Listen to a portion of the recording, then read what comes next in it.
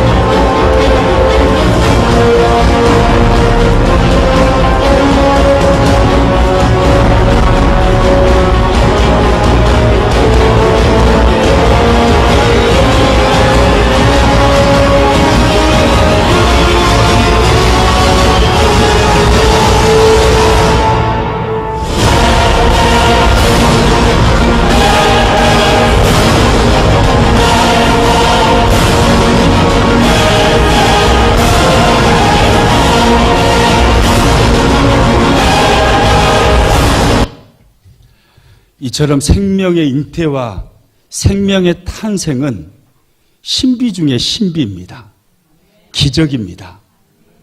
정자와 난자가 생성되는 것도 놀라운 일이지만 그 건강한 정자 중에 5억 대, 1억도 아니에요. 5억 대 1의 경쟁률을 뚫고 건강한 정자가 난자와 수정을 하는 겁니다. 그래서 그 수정란이 이 여인의 뱃속에서 이게 이제 배아로 잉태가 되는 거죠. 착상이 돼서 배아로 잉태되어서 생명이 그 여인의 뱃속에서 자라게 되는 것입니다. 얼마나 놀라운 신비입니까? 우리가 그렇게 태어난 사람들입니다. 우리 자녀만 이렇게 낳은 게 아니고 우리가 바로 그렇게 태어났어요. 5억 대 1의 경쟁률을 뚫고 이 땅에 태어난 사람들이 바로 저와 여러분 우리들입니다. 우리 옆 사람 한번 그렇게 인사하겠어요. 내가 바로 그런 사람이요. 네, 5억 대 1의 경쟁률. 엄청난 그 기적 속에서 이 땅에 태어나서 민찬아 네가 설교하려고 그러냐. 5억대 일의 경쟁률을 뚫고 이 땅에서 우리가 기적적으로 살아가는 거예요. 이처럼 이 땅을 살아가는 모든 사람들은 기적처럼 태어나서 기적 속에 살아갑니다. 그런데 오늘 성경을 보니까 이 세상을 살아가는 사람들을 두 종류로 딱 분류를 합니다. 23절 말씀을 같이 한번 읽겠습니다. 너희가 거듭난 것은 썩어질 씨로 된 것이 아니요 썩지 아니할 씨로 된 것이니 살아있고 항상 있는 하나님의 말씀으로 되었느니라. 기적처럼 이 땅을 살아가는 모든 사람들은 딱 두 종류로 나눠진다는 거예요. 썩어질 씨로 된 사람과 썩지 아니할 씨로 된 사람, 이렇게 나눠집니다. 부모의 생명을 받아서 기적처럼 이 땅에 태어난, 한 번 태어난 그 사람, 썩어질 씨로 태어난 사람이라고 성경이 말합니다. 그리고 그 사람이 하나님의 말씀의 능력으로 하나님의 생명 가운데 다시 한 번 더 태어난 사람, 이 사람을 썩지 아니할 씨로 태어난 사람이라고 말씀을 합니다. 썩어질 씨로 태어났다라는 것은 아담의 그 죄성을 그대로 가지고 태어났다라는 의미입니다. 그래서 하나님과 관계가 끊어짐으로 영적으로 죽은 상태이며, 그리고 죄와 저주와 사망의 불행한 존재로 태어나서 이 땅을 살아가고 있다라는 의미입니다. 썩지 아니할 씨로 태어났다라는 것은 그렇게 태어난 사람이 예수 그리스도를 믿음으로 말씀의 능력, 하나님의 그 생명으로 다시 태어나는 것이죠. 이것을 성경은 거듭남이라고 말씀을 합니다. 거듭나면 죄와 저주와 사망이 사라지는 겁니다. 그리고 하나님의 평강과 하나님의 기쁨과 하나님의 축복의 지배를 받으며 살게 되는 것입니다. 지옥문이 닫히고 천국문이 열리는 것입니다. 하나님의 생명으로 한 번 더 태어나는 것이죠. 유명한 팝 아티스트인 엘튼 존이 부른 노래 가운데 바람 속의 촛불이라는 노래가 있습니다. 이 노래는 우리가 살았던 이 동시대에 세상의 모든 인기와 명예를 한 몸에 받고 살았던 마릴린 몰로와 그리고 영국의 찰스 황태자비였던 프린세스 다이애나, 이 두 여인을 추모하며 부른 노래입니다. 그 노래 가사를 보면 이런 가사가 있어요. 내 보기에 당신은 바람 속의 촛불처럼 살았어요. 이제 당신이 전설이 되기 전 당신의 촛불은 벌써 타버린 것을. 이게 인생이라는 거예요.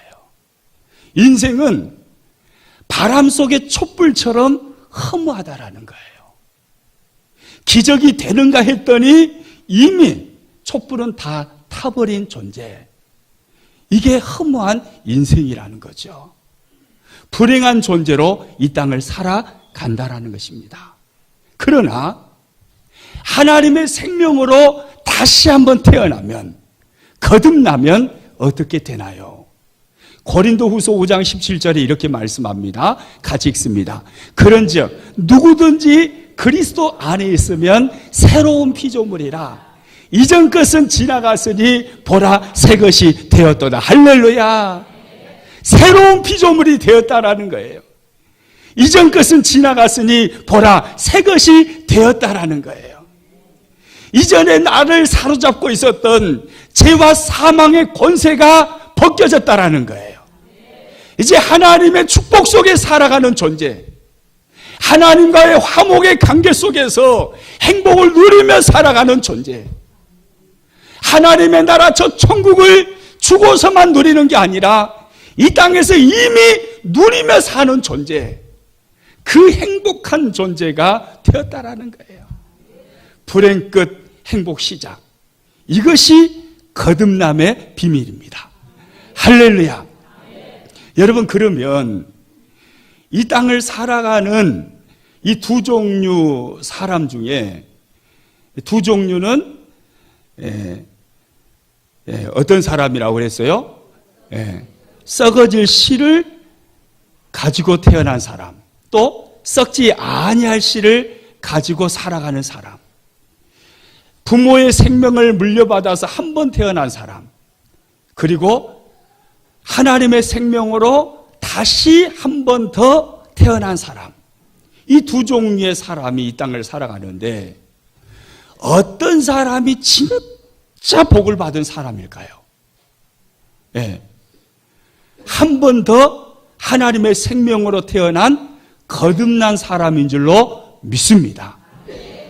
그러므로요, 20세기에 모든 남성의 인기를 한 몸에 받으면서 아무리 멋지게 인생을 살았어도 마를린 몰로하고 저와 여러분 중에 누가 더 복을 받은 사람이에요?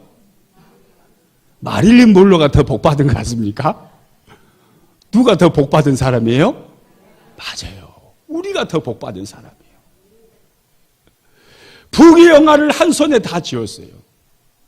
문 여성들의 가슴을 설레게 하는 여인입니다. 프린세스 다이애나. 그 여인하고 우리 중에 누가 더 복 받은 사람입니까? 다이애나가 더 복 받은 것 같아요? 아니요, 우리가 더 복 받은 거예요. 내가 복 받은 거예요. 그들이 아무리 많은 부귀영화를 누렸어도 잠시 잠깐이에요. 안개처럼 사라지는 이 세상에서 잠시 잠깐 누린 아주 질 낮은 복인 거예요. 그런데 우리는 예수 그리스도 안에서 하나님의 생명 가운데 한 번 더 태어난 사람이에요. 거듭남으로 영원한 하나님의 나라를 기업으로 받은 자, 이미 이 땅에서 그 복을 누리며 그 행복 속에 살아가는 자, 누가 하나님 안에 있는 그 생명, 그 행복을 누가 빼앗아갈 수가 있습니까? 이 사람이 바로 저와 여러분들입니다. 그러므로 우리가 가장 복 있는 사람인 것을 믿으시기 바랍니다. 우리 옆 사람 한번 인사하겠어요. 지비가 진짜 복 있는 사람이라고 하나요?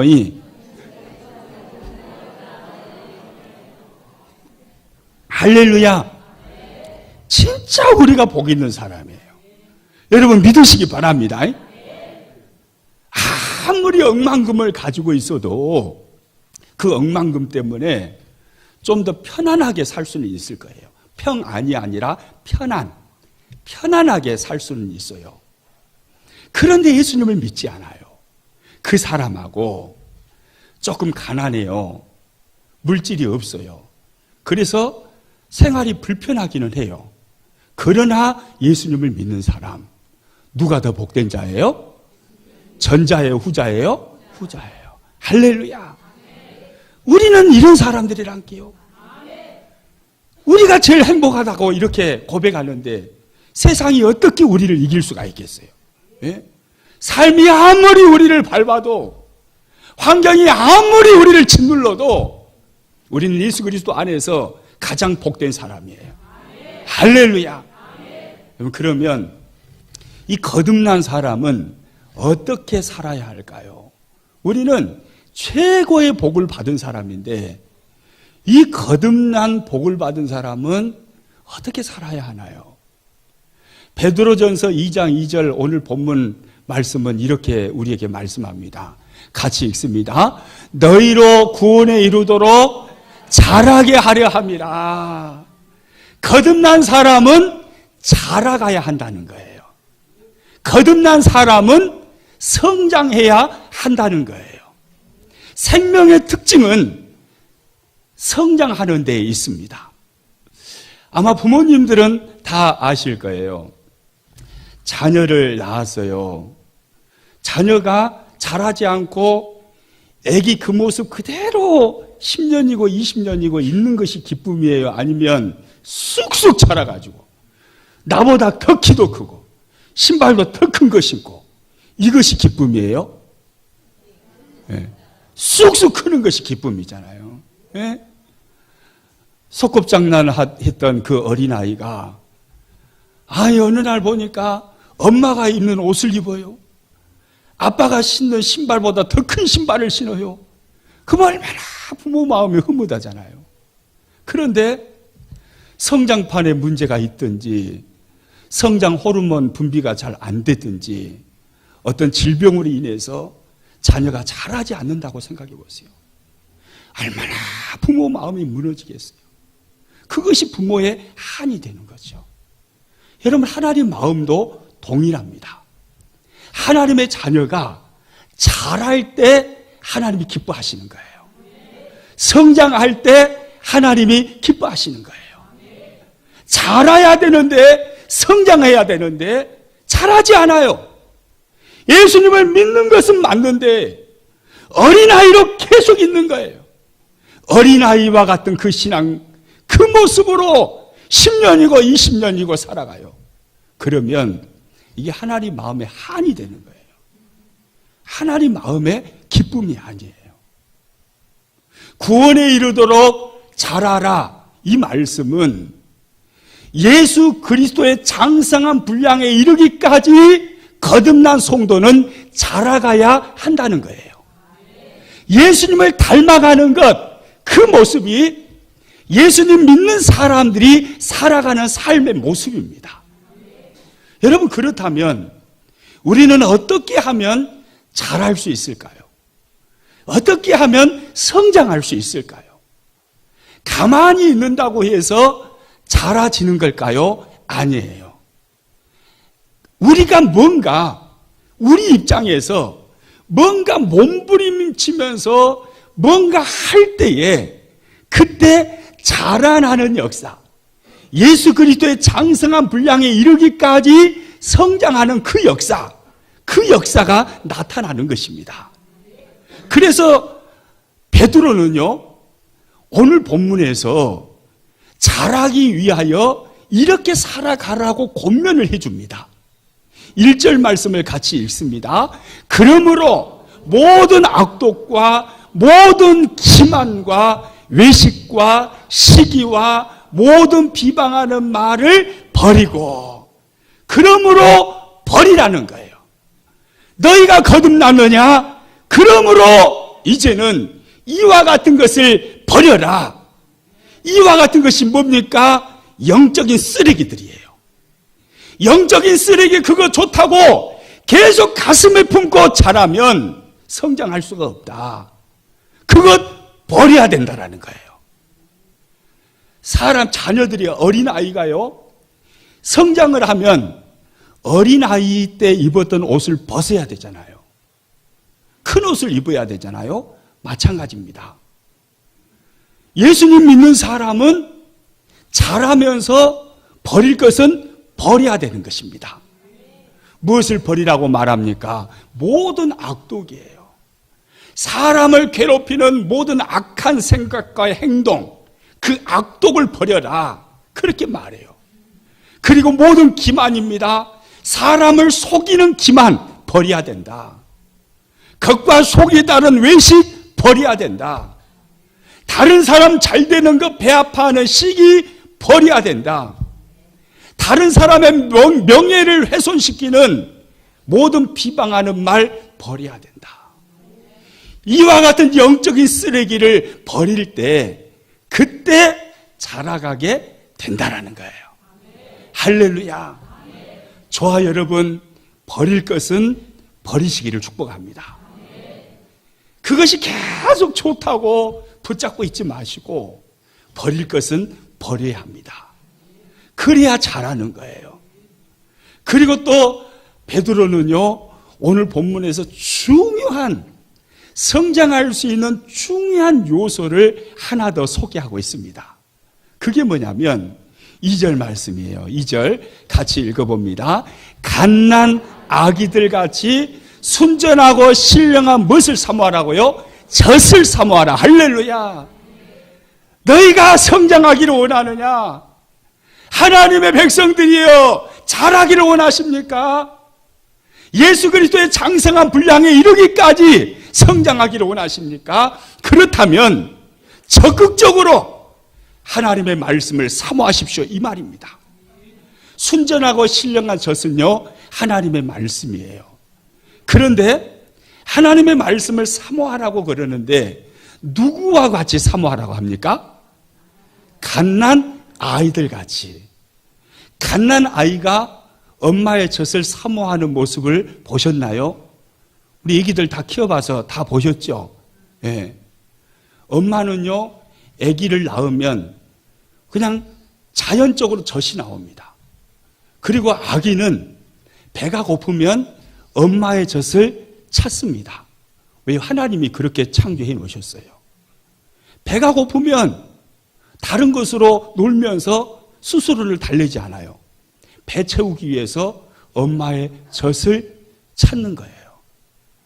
아기가 엄마의 젖을 찾을 때를 한번 생각해 보세요. 엄마의 사정을 전혀 생각해 주지 않습니다. 그 자리가 지금 버스 안에서 버스를 타고 있어요. 배가 고프면 우리 엄마가 버스 타고 있어야 조금 참아야지. 아기가 그러나요? 안 그래요. 배가 고프면 바로 으냐 하고 울어버려요. 교회에 와서 예배당에 앉아서 예배를 드리고 있어요.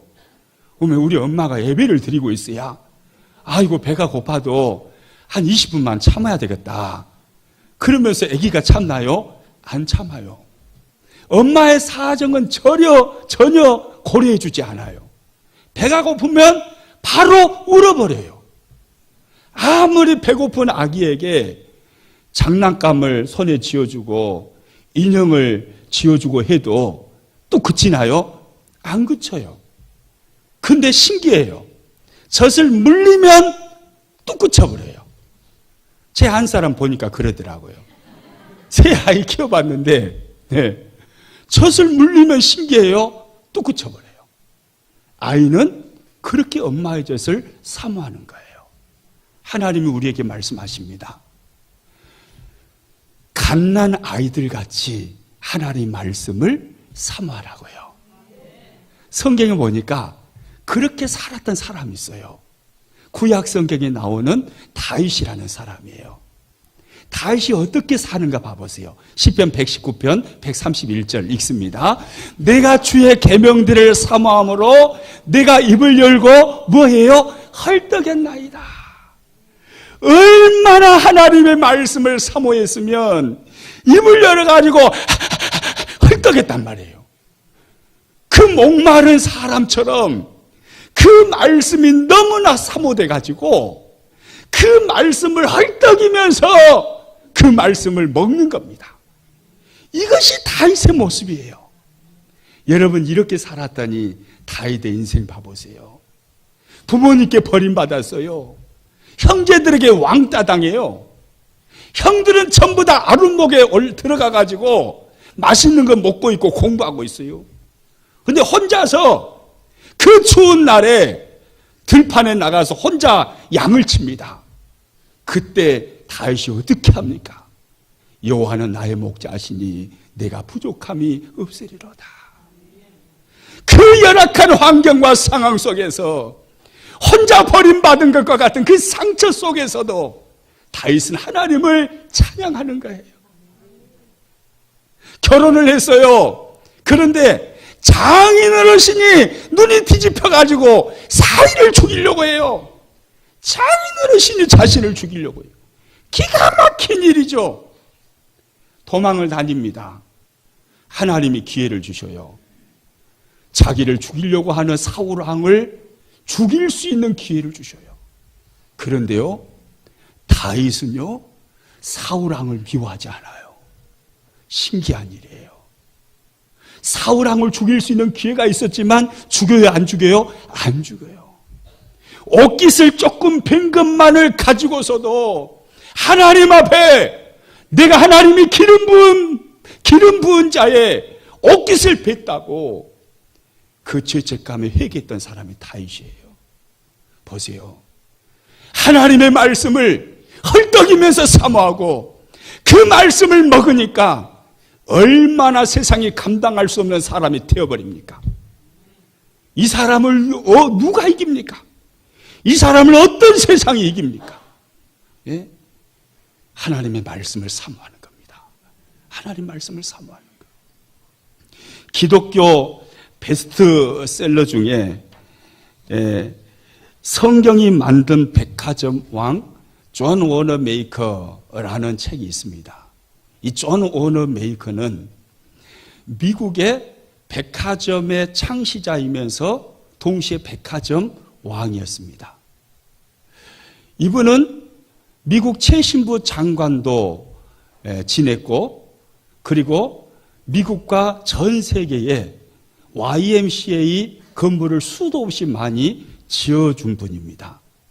이분의 나이가 84세 되었을 때 사업을 경영한 지 60년째 되는 그날에 기념 행사를 했습니다. 그때 행사장에서 한 기자가 존 워너 메이커에게 이렇게 질문을 합니다. 회장님이 이제까지 인생을 살면서 많은 투자를 하셨을 건데 가장 값진 투자는 어떤 것이었습니까? 라고 질문을 했어요. 그랬더니 존 워너 메이커가 이렇게 대답을 합니다.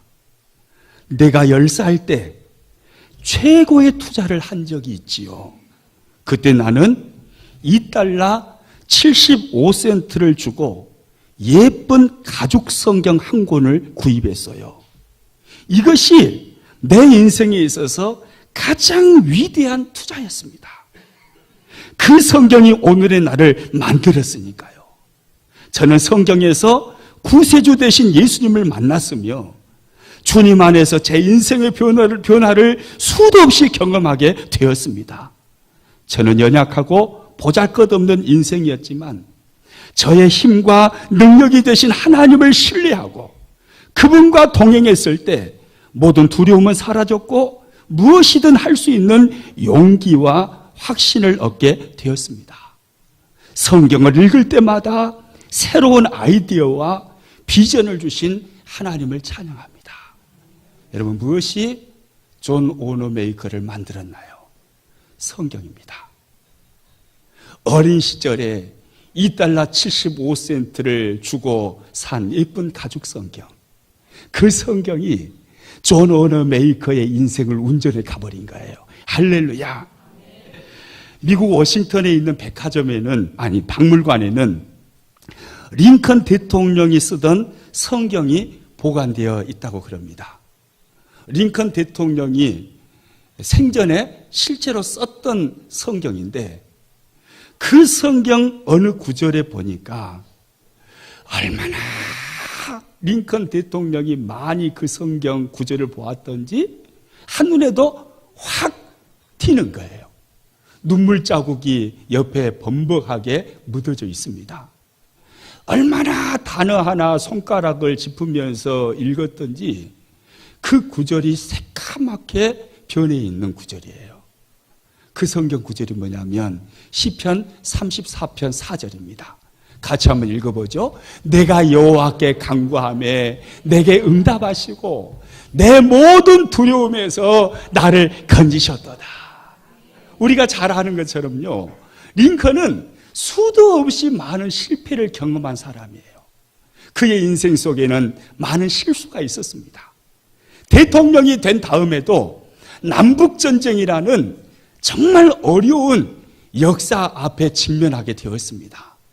그때마다 링컨 대통령은요, 이 말씀을 붙잡은 거예요. 그래, 하나님은 살아계신 하나님이고 그분께 기도하면 그분이 내 기도를 들어주신다. 그분은 이 어려운 환경 속에서 내 안에 두려움을 없애주시고 나를 건져주시는 하나님이시다. 그 하나님 붙들고 링컨이 승리했다는 거예요. 링컨이 9살 됐을 때 그의 어머니 낸시가 세상을 떠납니다. 근데 어머니 낸시는 신앙심이 아주 깊은 여인이었어요. 그래서 어머니의 손때 묻은 성경이 있었습니다. 마지막 운명을 하면서 아들 링컨에게 유언을 합니다. 내 사랑하는 아들아, 나는 너가 부자가 되는 것보다도 위인이 되는 것보다도 성경 읽기를 즐기는 사람이 되기를 바란다. 사랑하는 아들아, 부디 매일 성경을 읽도록 하여라. 그리고 너가 앞으로 살아가는 동안에 삶의 위기가 닥칠 때는 더욱 열심히 성경을 읽도록 하여라. 이것이 내가 너에게 마지막으로 부탁하는 말이다. 이 말을 하시고 어머니 낸시가 세상을 떠납니다. 어린아이 링컨은 그 성경을 안고 울어요. 우리가 아는 것처럼 링컨은 학교 교육을 제대로 받은 사람이 아닙니다. 그런데 엄마가 물려준 그 성경을 매일 읽는 거예요. 그 성경이 닳아지도록 가까이 하고 그 성경을 계속해서 읽는 거예요. 그랬더니 보세요. 학교도 제대로 다니지 않았어요. 그런데 하나님의 말씀을 읽으니까 그 말씀이 링컨의 발걸음을 인도해 버리는 겁니다. 할렐루야.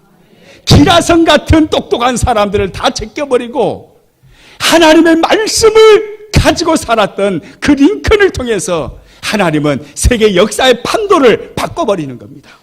할렐루야. 20세기 초에 미국의 대부흥사로 활동하셨던 D.L. 무디라는 목사님이 계십니다. 이 D.L. 무디 목사님이 이런 말씀을 하셔요. 한번 읽어보죠. 손때가 묻고 해질 정도로 성경을 많이 보는 사람은 깨끗한 크리스찬이고 성경이 깨끗한 사람은 제가 여기서 못 읽겠네요. 뭔 크리스찬이에요? 그런단께요. 그런단께요. 성경이 지저분하고 더럽고 성경에 손때가 묻어있고 성경이 닳아져 있는 사람, 그 사람은 하나님의 말씀의 지배를 받음으로 그 사람이 진짜 깨끗한 사람이라는 거예요. 그런데 10년 전에 성경을 샀어요. 근데 그 어제 산 것처럼 깨끗해요. 언제나 깨끗한 상태로 보관하고 다닙니다. 무디의 말입니다. 그 사람은 더러운 크리스찬이다. 그렇게 이야기를 해요. 여러분 성경은 어떠십니까? 성경 들어보라는 말은 안 하겠습니다. 여러분 성경은 어떠십니까? 성경이 깨끗한 것 좋은 거 아니에요. 주일날 예배 드릴 때만 성경 한번 딱 펴서 보고 한 주간 내내 장롱 밑에다가 집어넣어 놓고 있다가 또 다음 주일날 되면 그 성경 찾아서 또 교회 가지고 나오고, 아니 요즘은 편리해가지고 성경도 이제 안 갖고 다녀요. 그냥 성경도 안 갖고 다니고 교회 뒤에 있는 거 가지고 와서 그냥 앉아버리고, 없으면 그냥 화면 보고 그냥 앉아있고. 여러분 이것이 진짜 크리스찬의 삶일까요? 그렇게 살아가면 뭔 크리스찬이 되어버린다고요? 더러운 크리스찬이 된다니까요. 우리 옆 사람 한번 물어보겠습니다. 지비는 어떤 사람이요?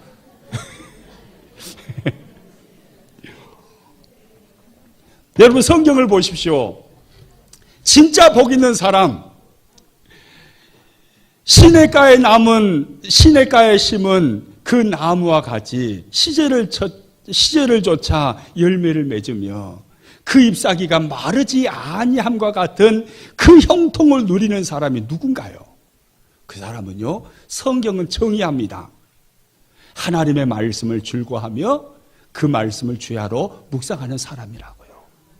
이 사람이 진짜 복 있는 사람이고 이 사람이 형통을 누리는 사람이라는 거예요. 시편 1편 1절에서 3절 봅니다. 같이 읽습니다. 복 있는 사람은 오직 여호와의 율법을 즐거워하여 그의 율법을 주야로 묵상하는도다. 그는 시냇가에 심은 나무가 철을 따라 열매를 맺으며 그 잎사귀가 마르지 아니함 같으니 그가 하는 모든 일이 다 형통하리로다. 할렐루야. 여러분, 누가 복 있는 사람입니까? 누가 시냇가에 심은 나무가 철을 따라 열매를 맺음과 같이 그 잎사귀가 마르지 아니하는 하나님의 형통을 누리며 살아갈 수 있습니까? 성경은 명확하게 말씀합니다. 오직 여호와의 율법을 즐거워하여 그 율법을 주야로 묵상하는 사람이로다. 할렐루야. 여기 오직이라는 의미가 뭡니까? 행복 아카데미 2학기 회복의 삶 1과를 공부하신 분은 다 알 거예요. 이 질문이 있죠. 오직의 의미가 무엇인가? 거기다 여러분 뭐라고 쓰셨나요? 오직은 그것 외에는 없다는 거예요. 하나님의 말씀 외에 다른 방법으로는 내 인생을 복되게 할 수 없고 내 인생을 하나님의 형통을 누리게 하는 인생으로 만들 수가 없다라는 거예요. 오직 한 가지 하나님이 주신 것이 있는데 그것은 생명의 말씀, 능력의 말씀, 기적의 말씀, 하나님의 이 말씀만이 내 인생을 복되게 만들 수 있고 내 인생을 형통하게 만든다는 겁니다. 할렐루야. 여러분 거듭나셨습니까? 거듭 안 나셨나요? 거듭나지 않으신 분은 가장 시급한 것이 거듭나는 것입니다. 5억 대 1의 경쟁률을 뚫고 이 땅에 태어난 것도 기적이지만 부모님의 생명이 물려준 썩을 씨로 살아가는 그것으로는 결코 행복할 수 없습니다. 예수 그리스도를 믿고 하나님의 생명으로 한 번 더 태어나야 합니다. 거듭나야 합니다. 거듭나야만 새로운 피조물이 되는 겁니다. 거듭나야만 하나님과의 화목의 관계가 형성되어지고 하나님의 행복을 이 땅에서 지금 누리며 살 수가 있는 것입니다. 거듭나야 합니다. 여러분 거듭나셨습니까? 그러면 자라가야 합니다. 성경은 분명히 말합니다. 자라가라고요. 어린아이와 같은 신앙 성경은 거부합니다. 계속해서 그렇게 머물러 있으라고 말씀하지 않습니다.